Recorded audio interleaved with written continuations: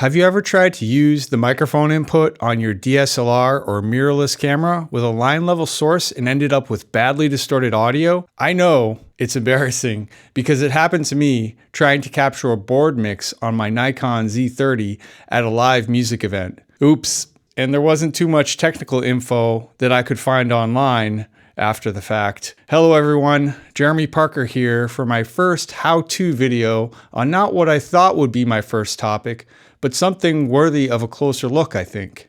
So in this video, I'm going to first share what I did to save my video project, and then more importantly, how to prevent the issue in the future.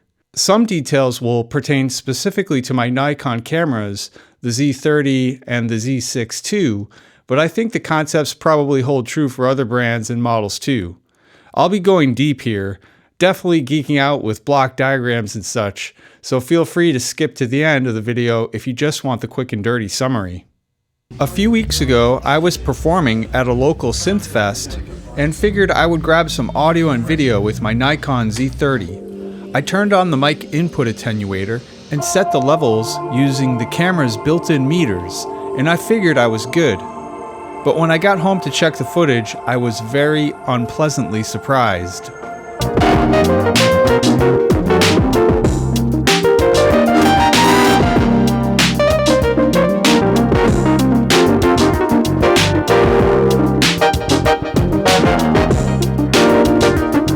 It was so badly distorted, I thought the video project was a lost cause.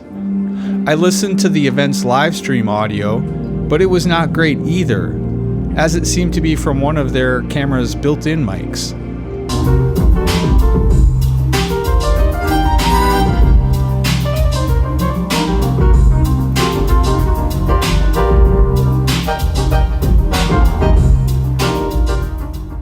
As you can hear, there was a lot of room sound and a muddy low end, but the high frequencies were at least not distorted.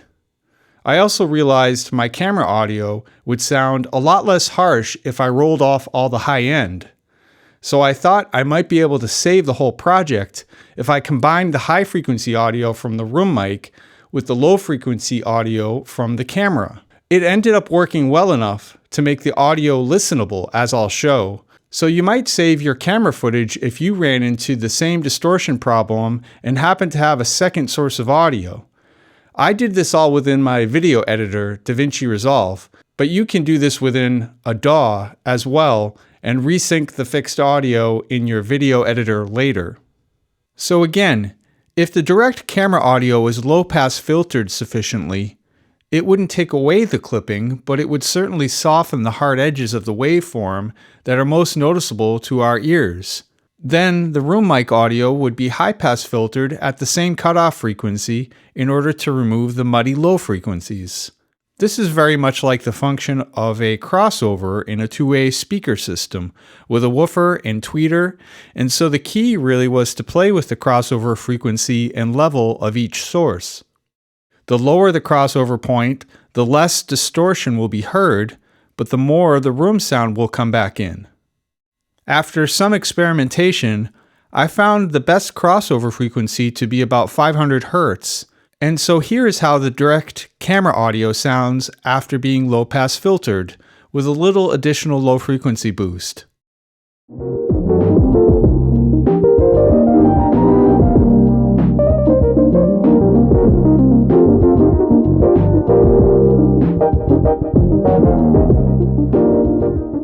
It's definitely not totally clean, but the distortion is not so obvious.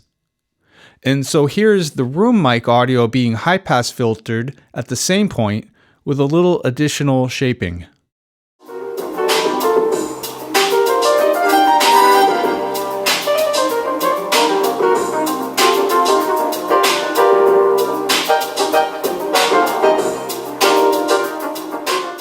So the low frequency muddiness is basically gone, so that's an improvement. Now, when both sources are combined, the overall result is better than either of the original sources.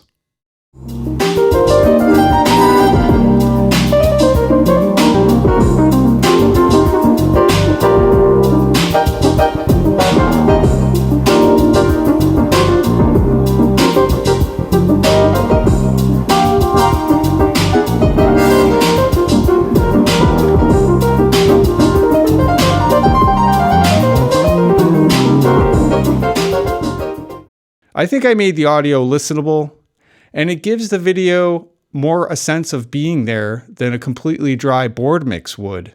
So now I'll tell you how I went about solving this mic input distortion issue and what settings should be used on both the Nikon Z30 and Z6ii. First off, if you're familiar with the concept of gain staging, you might already know that generally it's best to get the signal as hot as you can, as early in the signal chain as possible. And although that concept still applies here, the problem is that the camera is expecting mic level signals, so maybe around 10 millivolts RMS at 94 dB SPL, where pro balanced gear may nominally hit 1.2 volts and go much higher. I took a bunch of measurements on both cameras using my audio precision to figure out what was going on. I suspect that there is an op-amp with a fixed gain amount as the first thing in the signal chain, followed by the analog to digital conversion, and then the mic sensitivity control, which would simply be an adjustable digital gain block. Then finally, at the very end, you'd have the meters and actual audio capture.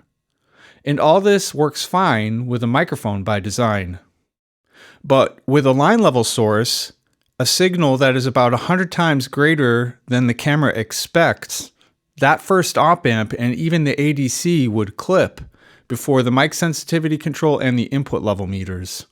Both cameras have an attenuator that can be enabled, which I'm guessing simply reduces the fixed gain of the op-amp to a lower amount.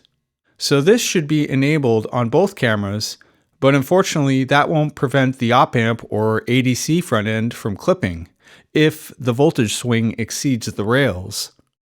At least on the Z6ii, you can monitor the input by using the headphone output, but on the Z30, there's no way to know if the audio is good on the camera itself during recording.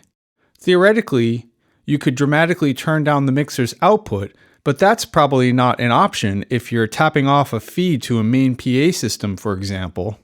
So the solution is to place additional attenuation before the camera input, such that you are able to prevent clipping on the input while still getting a signal hot enough to be able to record a clean, full-scale digital signal by the time the audio is actually recorded. And crucially, you want to be able to trust the input level meters on the camera. So we need more attenuation, but what else could be a problem with using the mic input? Well, most modern cameras have some form of plug-in power, as it's often called, which basically provides a constant DC voltage between the input and ground in order to power a connected microphone. So on my Nikons, there is 2.9 volts present on the left and right inputs. Similar to phantom power, the mic input is also an output that can provide power. I wondered if this could present a problem when connecting to a line level source that is DC coupled and sitting at ground. But the current measured with my meter acting as a short between the inputs and ground was only 1.2 milliamps, so this likely wouldn't be a problem for most line level sources to handle, but still. Another potential issue I might be concerned about when connecting the camera to an external line level source is what's known as a ground loop. I won't get into the nitty-gritty details here, but if the camera happens to be connected to a USB-C power delivery wall wart and also to some external audio gear, there are two potential ground paths. For various reasons, these two grounds can sit at different voltages, and a circuit or loop is created that effectively injects power supply-related harmonics and noise into your audio. Unplugging the USB power and running the camera on its internal battery would solve the problem, but I don't want to have to worry about the battery running out during a long event. So the other way to solve this is with an audio isolation transformer, or a DI box. So adding isolation in the chain would break any potential ground loop and prevent any power supply noise from creeping in. So I started to design a piece of equipment in my head that would be completely passive, accommodate balanced and unbalanced gear, have ground isolation, and adjustable attenuation. I didn't get too far before I realized this device already exists, and it's called the Radial J-ISO Stereo plus 4 dB to minus 10 dB converter. The street price is about $330, so it's definitely not cheap. Most of that cost I believe to be the Jensen transformers, which are top-notch. Radial does make a similar unit with slightly reduced bandwidth for $200, so that's definitely an option. Then if you don't want or need the isolation and just a bunch of attenuation, you can get something like the Shure A15LA attenuator.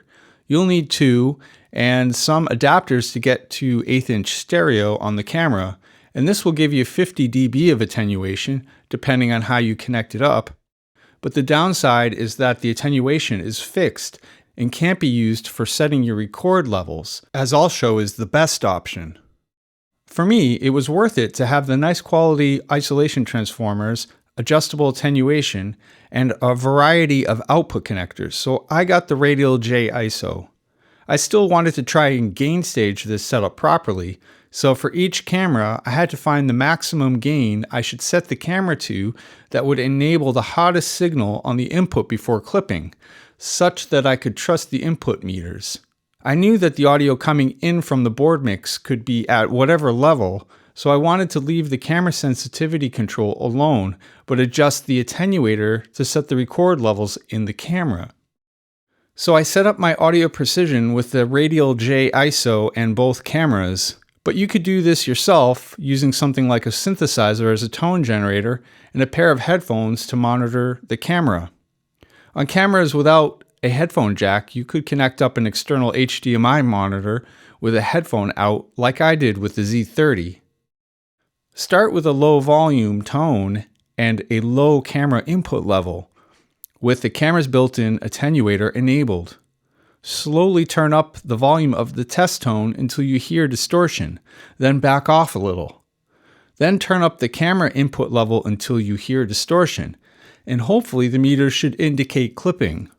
I found the Nikon Z30 mic sensitivity should be set all the way up to 20, and the Nikon Z6ii should be set at 8. Both cameras with the attenuator enabled. In this way, the meters could be trusted, and clipping would occur when expected. Then, in the audio precision, I swept the amplitude from 100 millivolts to 5 volts and measured distortion. Although this can vary, I pretended that I wanted to cleanly capture a 3-volt signal, and so for each camera I adjusted the Radial J ISO output level such that the knee of the distortion curve would occur at 3 volts. You can see the difference between the two curves before clipping, and this means that the Z6ii effectively has a much lower noise floor than the Z30 for the same input signal range. For the Z30, the radial output level was set to provide 47 dB of attenuation, while the Z6ii only required 10 dB of attenuation. So finally, I was able to confirm my camera settings for receiving the hottest input signal before clipping, trust the input meters, and make my actual record level adjustments with the Radial J ISO output level knob.